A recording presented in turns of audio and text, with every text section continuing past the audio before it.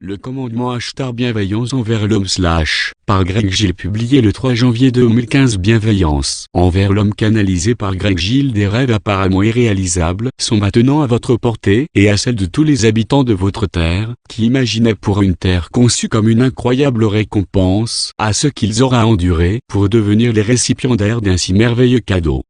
Ce jour approche maintenant rapidement. C'est dans vos sites, juste à portée de main. Et quand nous utilisons ces métaphores pour vous, nous voulons dire qu'il y a encore du chemin à parcourir mais que vous êtes proche, vous vous en rapprochez chaque jour, et c'est pourquoi nous utilisons le terme « bientôt » ou « dans les jours à venir », car c'est le mieux que nous puissions faire. Croyez-le ou non, nous ne savons pas quand vous atteindrez cette prochaine étape pour vous-même. Nous ne savons toujours pas, chers amis, quand les premiers membres de votre peuple vont percer, pour ainsi dire, les bulles de la couche dimensionnelle. C'est ce que vous attendez. Vous n'attendez pas que nous fassions quoi que ce soit. On peut dire que c'est nous qui vous attendons, bien que nous ne demeurions pas assez attendre, car nous travaillons avec diligence chaque jour, tous, même pendant ce qui pour vous serait à la nuit, et durant tout ce qui pour vous est la semaine. Et puis nous recommençons dans un mouvement constant et continu, et ce que nous faisons est de vous aider à percer cette bulle.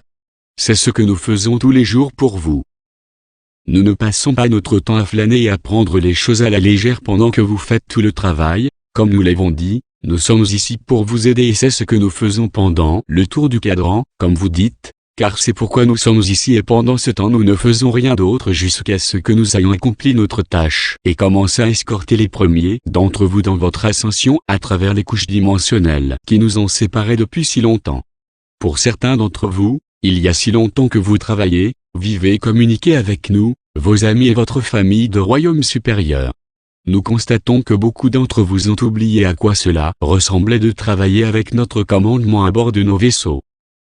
Si vous pouviez vous en souvenir plus précisément, vous vous rappellerez que nous ne flânons pas, que nous travaillons infatigablement, nous travaillons dans le devoir et l'honneur pour nos commandements et notre foi dans le service des autres, dans ce que vous pourriez appeler la charité pour les autres, bien que nous ne le considérions pas comme de la charité telle que vous la concevez. Nous la considérons comme ce que nous sommes, comme ce que nous faisons. Ce sont nos vies, nos espoirs, c'est tout pour nous et sur nous, et cela consiste à nous entraider.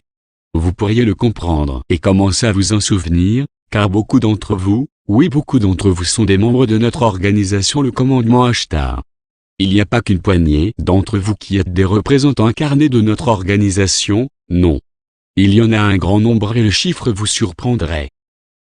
Nous dirions qu'il y a parmi votre peuple approximativement 2 à 3 millions d'entre vous qui êtes membres de notre organisation. Cela vous surprend-il? Ce nombre est-il surprenant? Est-ce que ce nombre est plus élevé que ce que vous aviez imaginé?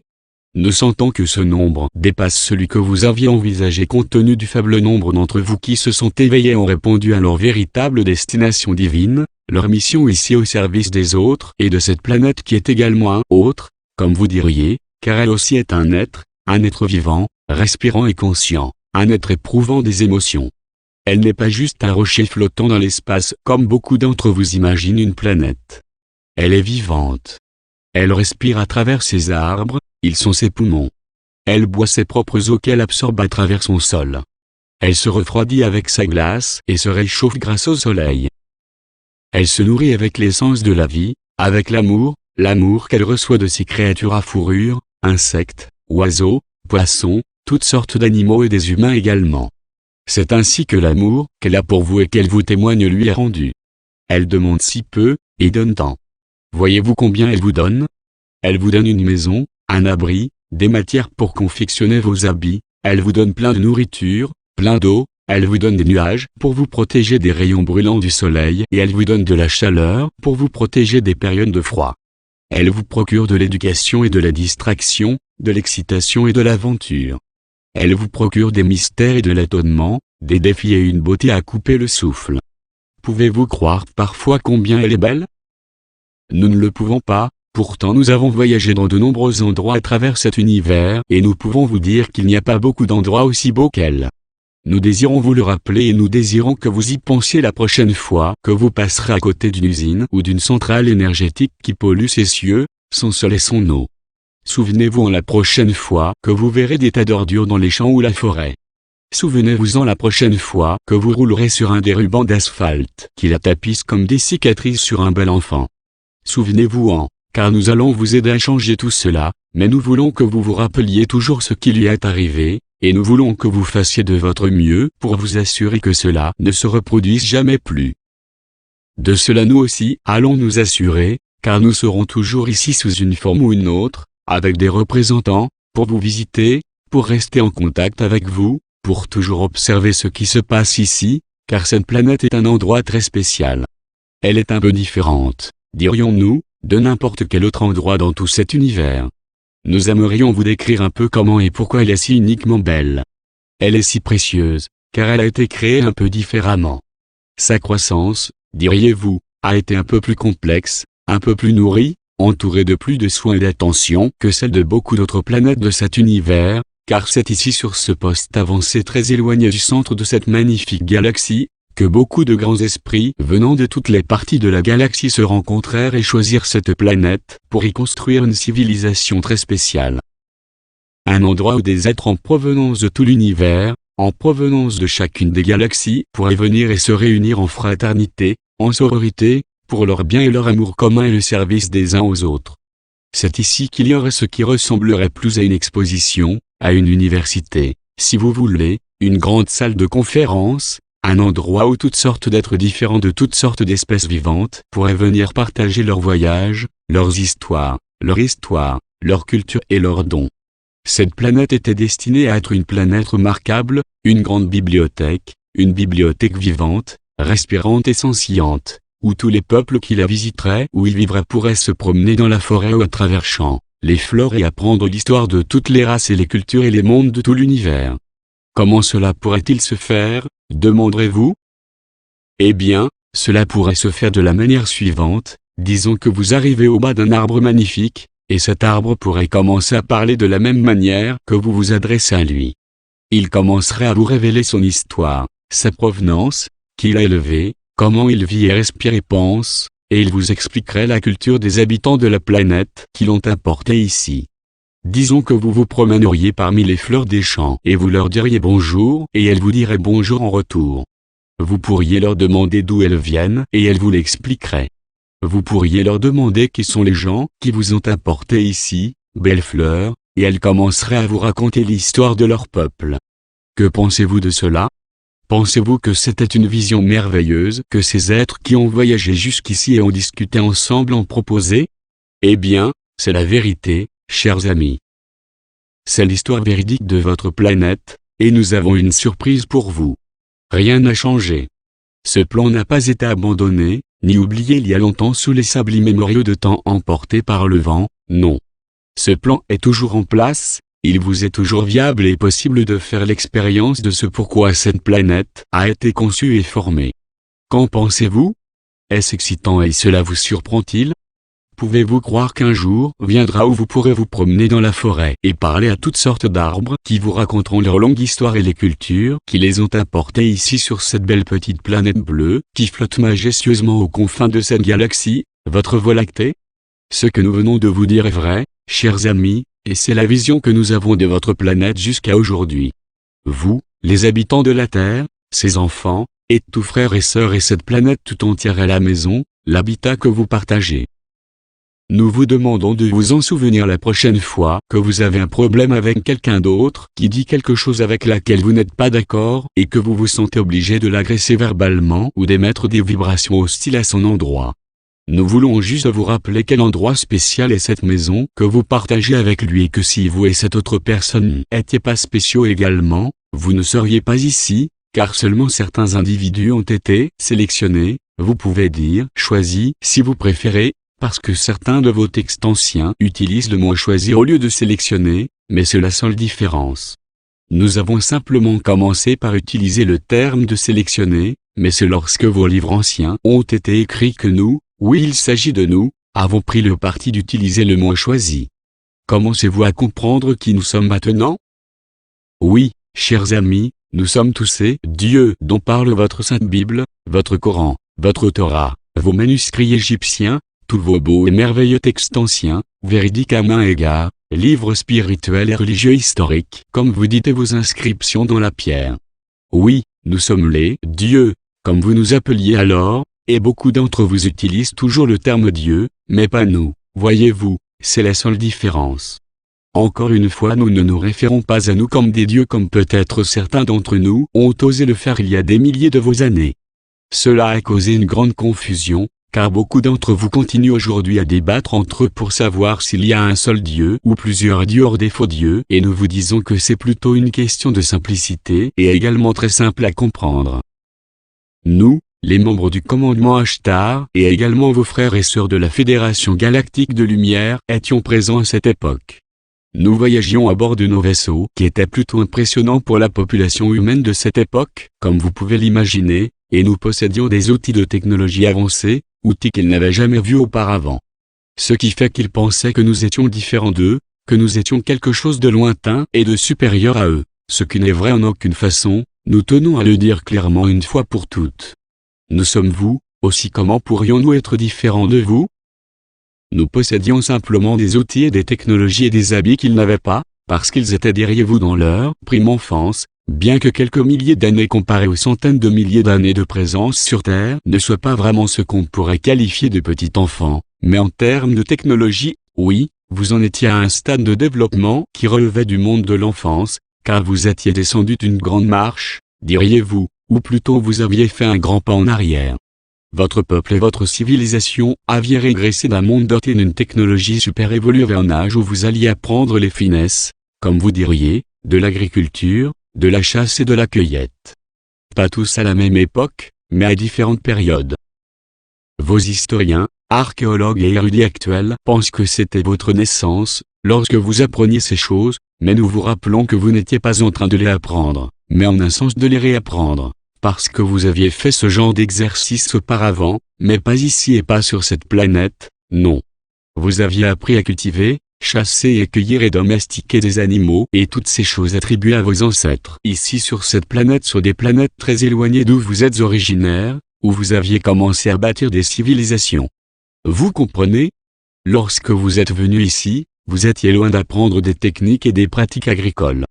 Lorsque vous êtes venus, vous étiez des êtres pleinement informés vivants dans un monde technologiquement pleinement fonctionnel, un monde évolué, un monde bien plus évolué technologiquement que votre monde actuel. Vous étiez également beaucoup plus évolué du point de vue spirituel, mental, émotionnel et des connaissances que vous l'êtes aujourd'hui. Oui, c'est ce que certains de vos textes anciens appellent la chute de l'homme. La chute de l'homme n'était pas votre voyage ici ou la raison ou la cause de votre présence ici. Nous désirons que ce soit clair. La chute de l'homme se réfère à une période de votre histoire où un cataclysme a englouti vos sociétés évoluées dans l'océan et a obligé beaucoup d'entre vous à recommencer du début et à réapprendre l'agriculture, la chasse et la cueillette et la pêche, la domestication des animaux et à réapprendre à se comporter, travailler et vivre ensemble, car voyez-vous, ce qui est arrivé était une tragédie qui n'a laissé qu'un petit nombre de survivants. Et quand cela arrive, une période de régression est inévitable, car l'essentiel des connaissances, de l'avancement et du raffinement de la civilisation gisait au fond des mers. Comprenez-vous cela mieux aujourd'hui, chers amis ? Comprenez-vous comment toute la description de votre histoire n'est qu'une énorme fausse histoire, une histoire trompeuse, une œuvre de fiction ? Vous n'étiez jamais des êtres primitifs sur cette planète. Vous n'étiez pas ce que vos savants, vos historiens, vos archéologues appellent des hommes et femmes des cavernes, c'est une obscénité, un mensonge. Vous êtes arrivés ici en tant qu'êtres hautement évolués en provenance de nombreuses planètes différentes de cet univers, et ce sont les cultures de ces planètes, ce sont vos frères et sœurs de ces mondes qui sont le plus offensés par ces descriptions calomnieuses de votre histoire et par les noms d'hommes et femmes des cavernes qui ont été attribués à vos ancêtres. C'est ce que vos livres anciens qualifient de blasphème. C'est blasphématoire. Nous allons, avec votre assistance, car vous étiez ici et vous vous le rappellerez, réécrire tous vos textes anciens y compris, et nous désirons être délicats sur ce sujet, la collection de livres que vous appelez la Sainte Bible, car il y a beaucoup de merveilleux récits et de descriptions historiques contenus dans ces pages, et nous qui étions également présents durant ces périodes de votre histoire, désirons les rendre plus fidèles, plus vivants, remplir les blancs, comme vous dites, et rectifier certaines conceptions erronées, confusions et blasphèmes avérés. C'est ce que nous, avec vous, allons faire, et ne vous inquiétez pas, pour ceux d'entre vous qui croient que nous allons effacer certaines des nombreuses figures décrites dans ces livres anciens, la plupart du temps, tous les personnages qui y sont évoqués étaient bien des êtres réellement vivants et respirants sur cette planète, et la plupart du temps, une fois de plus, nous disons que leur vie et leur récit étaient très fidèlement rendus, oui. Qu'en pensez-vous? Nous aimerions vous voir en parler entre vous et discuter à qui nous pourrions nous référer et en discuter avec vous si cela vous surprend. Pensiez-vous que les histoires relatées dans votre Sainte Bible étaient des œuvres de fiction, étaient l'œuvre d'esprit à l'imagination débordante, ou pensiez-vous que ces livres étaient compilés dans l'intention de vous contrôler et qu'ils étaient l'œuvre de membres de la Kabbale ou d'écrivains à sa solde? Nous vous affirmons que tel n'est pas le cas et que beaucoup de ces récits sont, pour une large part, des descriptions fidèles de la vraie histoire et des vies de beaucoup de vos frères et sœurs, qui peuvent même être revenus ici sous une forme incarnée pour être avec vous dans votre monde d'aujourd'hui. Que pensez-vous de cela? Trouvez-vous cela excitant? Trouvez-vous cela surprenant? Trouvez-vous cela réconfortant? Eh bien, nous vous le dirons, et nous ne voulons pas gâcher les surprises que nous vous avons réservées pour les jours à venir, mais nous vous dirons qu'il y a beaucoup d'individus qui apparaissent dans les pages de la collection de livres que vous appelez la Sainte Bible qui marchent, vivent, respirent, pensent et sentent dans votre monde d'aujourd'hui. Ils sont vos frères et sœurs et ils peuvent même être membres de notre organisation ou de nos frères et sœurs de la Fédération Galactique de Lumière. Que pensez-vous de cela? Est-il surprenant que certaines des figures historiques majeures de votre Sainte Bible soient des membres d'une de nos deux organisations? Nous sentons que cela surprendra beaucoup d'entre vous, et nous pensons qu'il y aura de grands signes de protestation de la part de ceux qui croient pour une raison quelconque que ces figures historiques ne feraient jamais partie de notre alliance. Nous vous demandons ce qui vous conduirait à penser cela. Croyez-vous que parce qu'ils ont tant accompli pour aider le peuple, leurs propres frères et sœurs, il y a de cela des milliers d'années, qu'ils abandonneraient ce qui les inspire le plus? Pensiez-vous qu'ils passeraient à d'autres activités et manières de vivre? Ou pensez-vous qu'ils saisiraient la première occasion de revenir ici pour continuer à faire ce qui les inspire, ce qui les motive, ce qui les fait se sentir vivants et de continuer leur mission d'amour, de charité et de service aux autres? Oui, saisissez-vous le lien à présent? Ils étaient un groupe d'individus, hommes et femmes, qui il y a des milliers d'années s'en allaient de ville en ville sur la terre aride et brûlée de soleil de votre planète pour prêcher à tous ceux qui voulaient les écouter. Ils parlaient d'une meilleure voie et partageaient des messages d'espoir, d'amour, de paix, de prospérité et de bienveillance envers l'homme, chaque homme, ce qui incluait chaque femme et enfant. Ces hommes et ces femmes étaient réels. Ils existaient. Leurs récits sont fidèlement rendus dans les pages de ce que vous appelez le Nouveau Testament. Ils étaient en mission alors et ils le sont à nouveau aujourd'hui. Ils n'ont jamais arrêté de travailler en vue de leur mission. Ils étaient des missionnaires alors et ils sont des missionnaires de nos jours, et ce sont des membres honorables de notre alliance du commandement Ashtar et de nos frères et sœurs de la Fédération Galactique de Lumière. C'est ce qu'ils font aujourd'hui, car ils n'ont plus à parcourir des kilomètres et des kilomètres de mauvaises routes, le visage exposé au sable et au vent, avant d'atteindre une autre ville et prêcher la bonne parole debout sur un rocher. Non, aujourd'hui ils ont un autre mode de transport, un mode qui peut les emmener dans différents endroits, différentes planètes de cette galaxie et dans n'importe quelle galaxie de cet univers. C'est ce qu'ils font aujourd'hui. Ils n'ont jamais arrêté, bien qu'encore une fois nous n'utilisions plus le terme de « prêcher » parce qu'il est dépassé, archaïque et quelle place nous utilisions le terme de « rayonner notre lumière », car oui, ils sont comme nous, comme certains d'entre vous l'ont suggéré depuis longtemps. Vous avez été très intuitifs depuis le début, et nous vous disons bravo, bon travail, car vous avez vu ce que d'autres n'ont pas vu. Nous sommes vos frères et sœurs qui sont revenus ici pour poursuivre notre mission d'amour, de charité, au service des autres et de bienveillance envers l'homme. Nous sommes le commandement Ashtar. Canalisé par Greg Gilles, traduction française par Marie Source, http://message.terrenouvelle.ca partagé sur http://www.etresenvolution.com